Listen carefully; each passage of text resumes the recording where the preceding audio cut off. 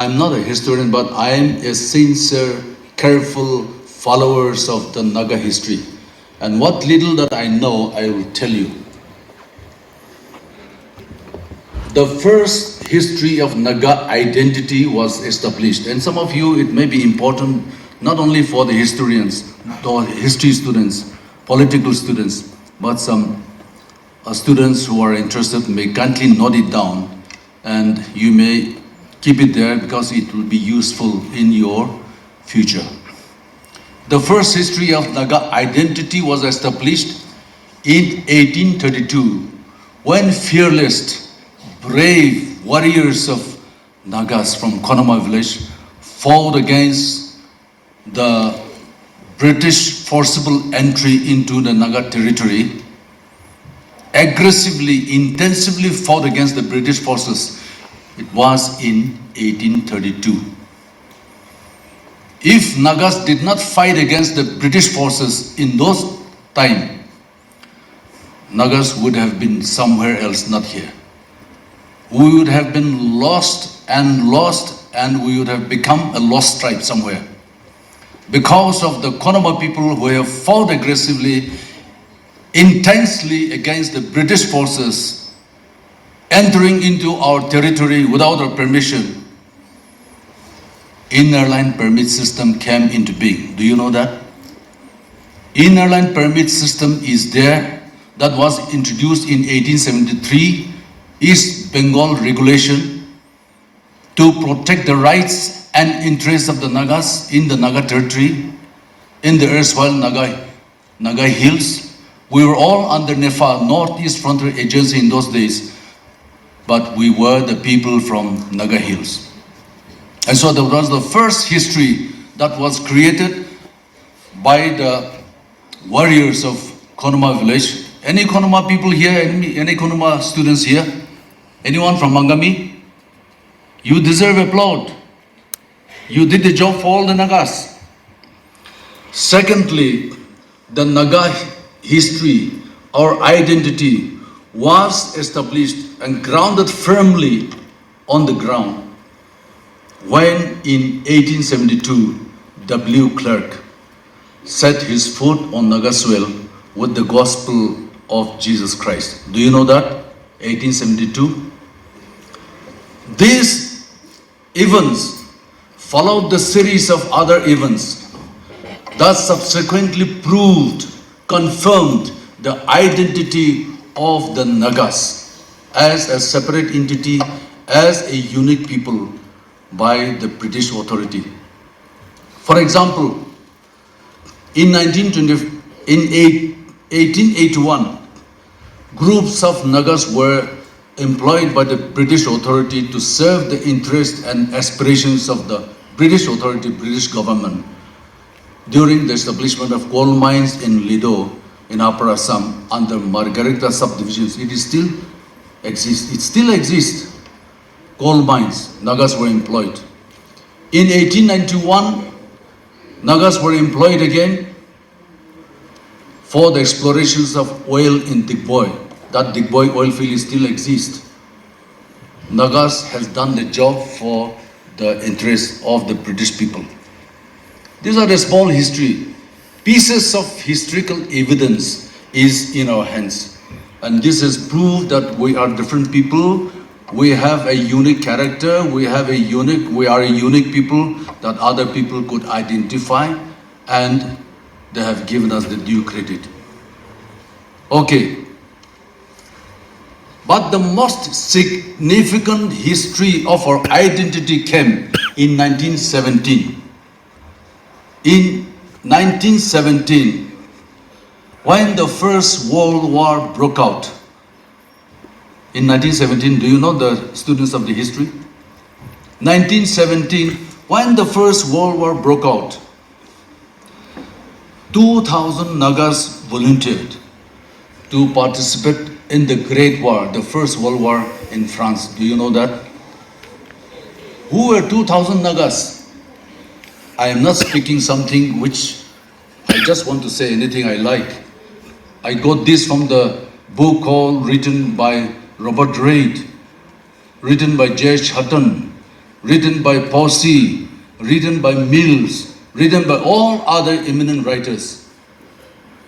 2,000 Nagas were volunteered to help the Allied forces in France to fight against Germany. And out of 2,000, 1,000 were Sumis, 400 were Lotas, 200 were Aus, 200 were Rengmas, 200 were the frontier Nagas, comprising some Sangtams and Chams. These were the people. They went to France in 1917. They helped the Allied forces. They worked there. They constructed the bridge. They constructed the road. They repaired all whatever that was assigned to them. And they did the job for the British authority, the Allied forces. Now when they were there 1.5 years, they left here in 1917, March, April. They came back only in May, June 1918. After 11, 13 months staying there in France, they came back after winning the war. They came. When they were there, the British authority observed them. One, they observed the Nagas were working in unison, in traditional attire. And throughout the day, they were singing the group cultivation songs, working songs, oh, hey, hey, oh, throughout the day. Shouting, yelling, ululating. Oh, this is called ululating. Ululating and making war cry all over, and that could be heard from distance, reverberating to the other side of the war zones. They found Nagas to be completing their work much ahead of the stipulated time. They were found working, completing the work much before the other groups coming from different parts of the British colonies in those days. It was not only Nagas. There were some people from Assam, from Bihar, from UP, from everywhere they came. But they saw Nagas as peculiar and very peculiar and unique people, the way they work, the way they sing, the way they live, the way they eat. They found the Nagas as very ignorant because we were uneducated. No one taught us how to behave. Very, very ignorant, but very, very honest in their character. Nagas were found honest, yet ignorant in their character in those days. Okay. They were found to be very sincere and dedicated to the job assigned to them. They were submissive, respectful, and obedient to the authorities. Those are the qualities they found. They found the Nagas to be united all the time, cohesive all the time, and they completed the work collectively.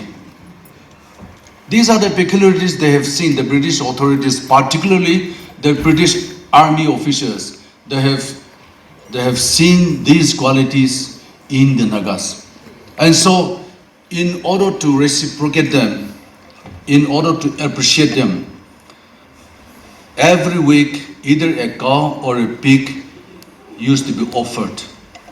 And when the Nagas, as usual, slaughtered the cow and enjoying beef, some Hindus coming from different parts of the British colonies came and they looked down on us.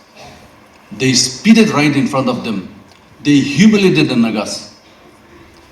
When they slaughtered the pig and were enjoying meal, the Muslims from other colonies would come and they will look down on Nagas. They will spit on them and they will humiliate the Nagas. What they did, therefore, those Nagas, though illiterate, half-educated, they gathered, the group leaders were gathered, interpreters were gathered, some officials went there. By the way, Angamis went there not as labor corps, but Angamis went there as interpreters and officers. Some of the officers went there. You know the former chief minister who passed away, J.B. Jasoki. Do you know J.B. Jasoki, who was the chief minister of Nagaland? His father also went there. And how did I know all this history? I know the history because my grandfather went there. My grandfather was one among 2,000 people who went there, who fought, who did the job for the interests of the British people and came back. These people, they had gathered and they said, this is too much, we are humiliated. Back home in Naga Hills, we used to take heads of each other, we used to kill each other mercilessly. We were butchers. But here in foreign land, the way the people humiliated us was too much. We will not go back. When we go back, we will not kill each other. We will fight against these people. We will not live under these people. We will not go with these people because they will hate us when you eat beef, because they will hate us when you eat pork, because we're ignorant, because we are uneducated. When we are placed under them, we will be suppressed, we will be marginalized, and we will be exploited. They had a meeting there, and when they came back, they formed Naga Club. Do you know that? Naga Club was formed in 1918. Some give different versions, but what I got from my father, it is the tradition for the Nagas that the history and the customs and the practices, the culture has to be told to his children, and his children to his children, and his children to his children, from generation to generation. And that is why Naga's history is still alive. That is why Naga's history is still kicking. That is why our customs, our practices, our cultures are still alive. It was not written. Our grandfathers, our forefathers were uneducated. It was not written. But it was the tradition for the father to tell the story to his sons, to his children, to his children, to his children.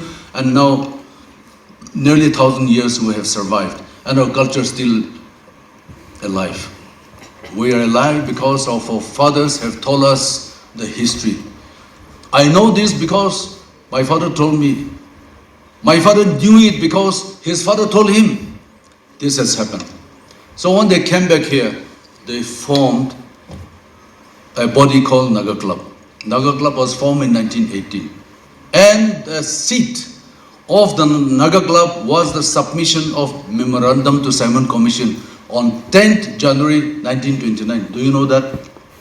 And what of our fathers, what they have said there, when the British came, what is you thinking? We are leaving you. We are leaving India and we are moving out. What is your thinking? How would you like to live yourself? They said, they had the meeting, they scripted down, and they have written, we are ignorant, we are uneducated, and therefore, please don't keep us with anyone. Don't keep us under Hindus or Muslims. We have experienced, we have been humiliated, we have experienced a bitter experience there in foreign land.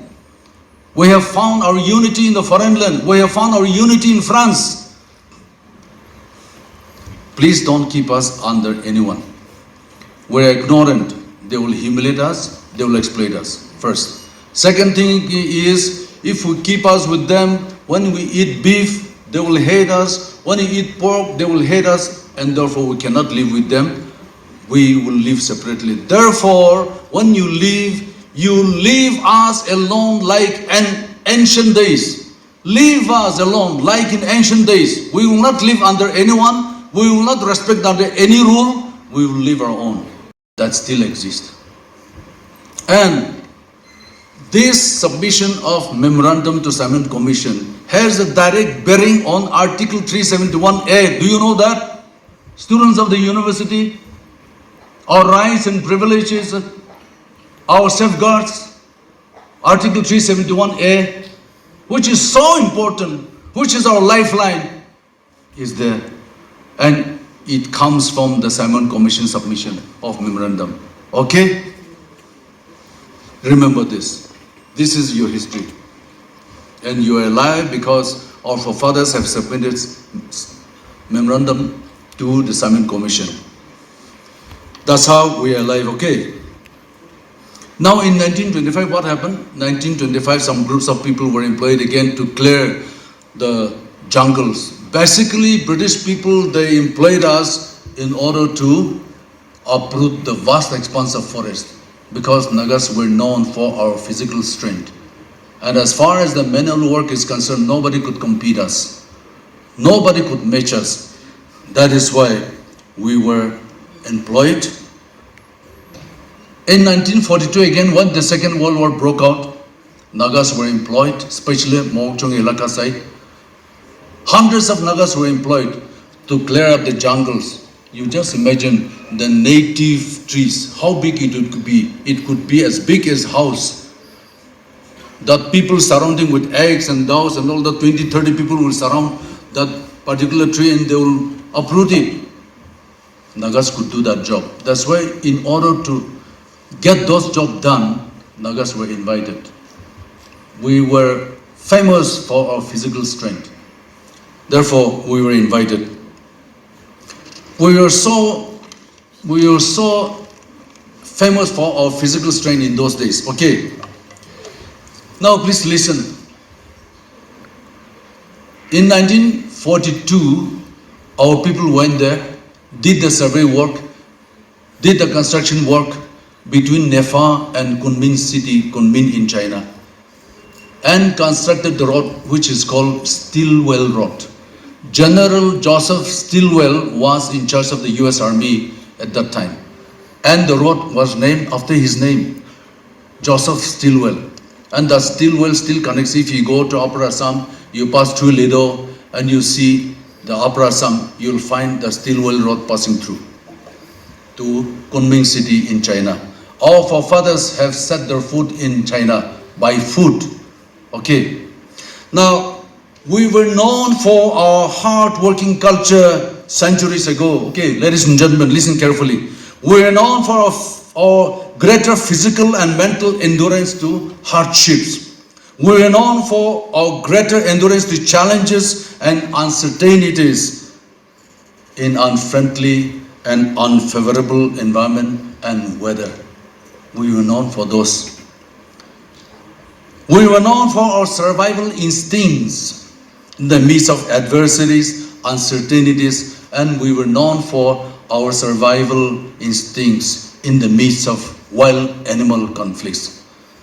You know, when, whatever may be, wild animals, however big and small it may be, however fierce and powerful it could be, however strong and powerful it may be, they cannot stand on the way of the Nagas. Do you know why? Elephants could not stay on the way of the Nagas. Lions could not stay on the way of the Nagas. Do you know why? Because we ate them up, everything that flies in the air and moves on the ground. We ate anything that has four legs. We ate anything that has wings. That was our character, okay? So the British knew about our strength. Okay. So, as I have told you, the most significant thing came out in 1917. That has confirmed our identity before the eyes of the world. Okay. Now, you see, there are some important things I would like to know. As you said, they have submitted a memorandum, submitted to Simon Commission. And now the history is on and on and on, and now we have earned the uniqueness of our history. Even by the government of India, we have known that. 19th and 20th century, hard work was our trademark. Hard work. Please mind this word. Hard work was our trademark. 19th and 20th century, honesty was our identity. Honesty was the Naga's identity, okay, in 19th and 20th century. In 19th and 20th century, unity was our culture. Unity was our culture. Where is hard work? Where is honesty? And where is unity now among the Nagas? Just think of it. Where have all these virtues gone? There is no more hard-working language in our culture, in our blood. There is no more honesty in our character. There is no more unity in our culture. Who will rebuild it? Who will recover it? Are you expecting from the government of Nagaland? Pastor Shan Kikong has said that our set is our mindset. Unless we change our mindset, where will the hard work come back? Where will the honesty come back? Where will the unity come back? Unless we change our mindset, it will remain as it is. Okay. No nation can prosper, develop, and progress without investing hard-working culture. No nation can progress. I'll tell you.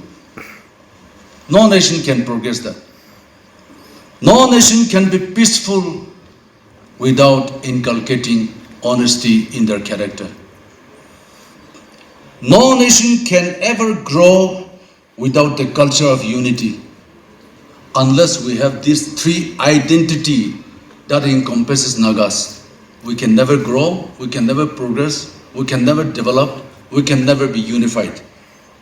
Okay. Now in the 21st century, what do you say?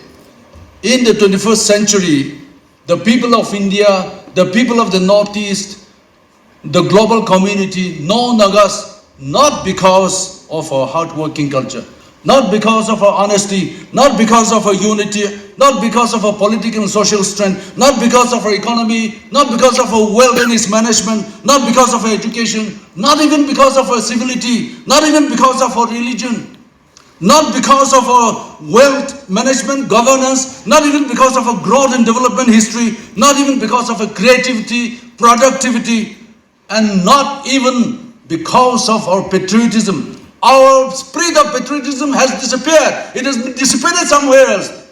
It has left us. Even the spirit of patriotism has left us in 21st century. Think of it sincerely. Think of it seriously. Where will this come back to us? The world knows the Nagas for all the wrong reasons. They know us for all the wrong reasons. The Chief Minister of Assam knows us for all the wrong reasons. The Prime Minister of India knows the Nagas for all the wrong reasons. The leadership around the world knows the Nagas for all the wrong reasons. Therefore, ladies and gentlemen, should we not revisit those 19th and 20th centuries virtues, inborn, priceless, precious virtues and values of our forefathers of 19th and 20th century, retrieve them, inculcate them into our lifestyle, into our habits, and make Naga culture and Naga identity great and vibrant once again. Is it possible? Is it not possible for the new generation like you people? You can make it.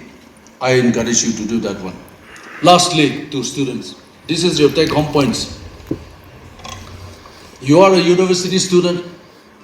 You are a player in the game. When you enter into the stadium, what do you see to watch the game? You'll find three groups of people. First group is the player.